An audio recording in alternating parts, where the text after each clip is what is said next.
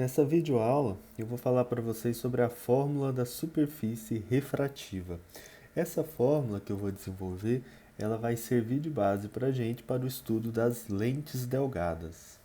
Então, para isso, imaginem que esse objeto que eu representei aí em azul claro seja um pedaço de vidro, por exemplo, ou outro material transparente, e que esse material do lado esquerdo ele tenha o formato esférico, com o centro de curvatura no ponto C. Então, o que vai acontecer se eu colocar um objeto no ponto O, esse ponto objeto? Então, imaginem dois raios de luz deixando o objeto. O primeiro raio de luz é esse na horizontal, ele não sofre desvio ao penetrar no material vítreo, porque o ângulo de incidência é de 0 graus em relação ao normal. E imaginem esse segundo raio de luz que incide nessa outra direção. Ao incidir na superfície esférica desse material vítreo, ele vai sofrer refração e a reta normal, que é essa aí que eu representei em linhas pontilhadas, é claro, ela vai cruzar o centro de conferência, por ser uma esfera. Então, o raio de luz ele vai ser refratado, vai ter sua direção de propagação alterada e ele vai cruzar o primeiro raio de luz, o da horizontal, nesse ponto que eu marquei como I, o ponto imagem. Então, para desenvolver a fórmula, a fórmula mais geral, considerem que o meio externo tem índice de refração N1 e o meio interno índice de refração N2. E eu vou aqui também representar os ângulos que esses raios de luz formam com essas retas. Então, eu tenho o ângulo alfa, que os dois raios de luz fazem ao deixar o objeto.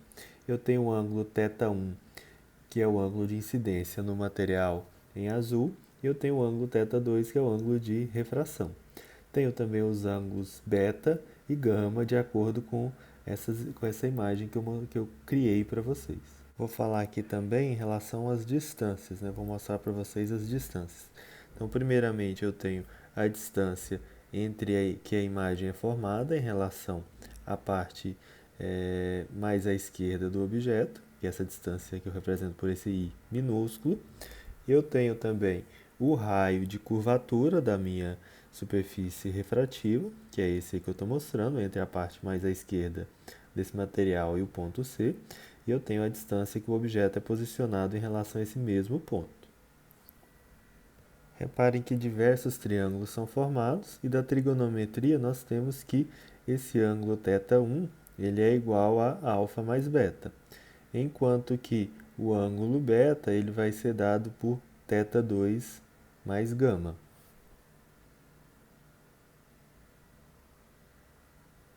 Além disso, pela lei de Snell, para o caso em que nós temos a refração, a lei de Snell nos diz que N1 seno de θ1 é igual a N2, índice de refração, seno de θ2.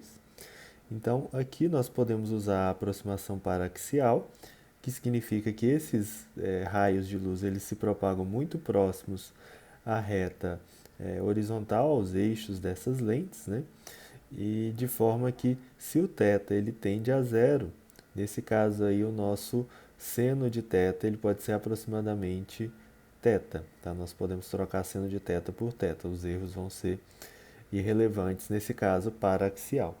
Então nós ficamos com N1 θ1 é aproximadamente igual a N2 θ2. Da segunda equação que eu escrevi aí, eu posso isolar θ2, que vai dar θ2 igual a beta menos gama, e substituir juntamente com a primeira equação na terceira equação circulada em vermelho abaixo. Então, o que a gente vai obter? Vai ser N1 vezes θ1, que é alfa mais beta, igual a N2, que é beta menos gama.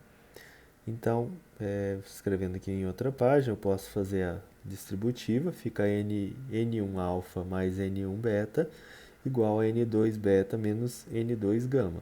Então, isolando aqui, vou ficar com N1 alfa, vou jogar o N2 gama para a esquerda e todos os termos com beta eu jogo para a direita.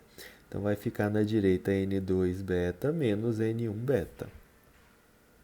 Então, vou reescrever aqui o lado esquerdo e do lado direito eu vou colocar beta em evidência, ficando N2 menos N1 vezes beta. Então, agora eu vou voltar lá na minha imagem, vou substituir esses ângulos alfa, gama e beta por suas relações com as distâncias.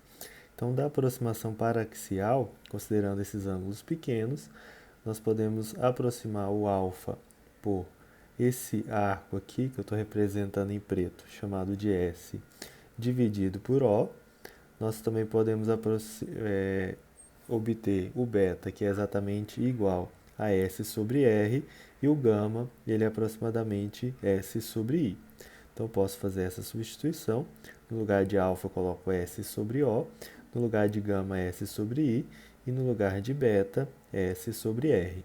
Então, os S aparecem em todos os termos. Posso descartá-los. Posso dividir tudo por S. Né? E eu vou obter que N1 sobre O mais N2 sobre I é igual a N2 menos N1 sobre R.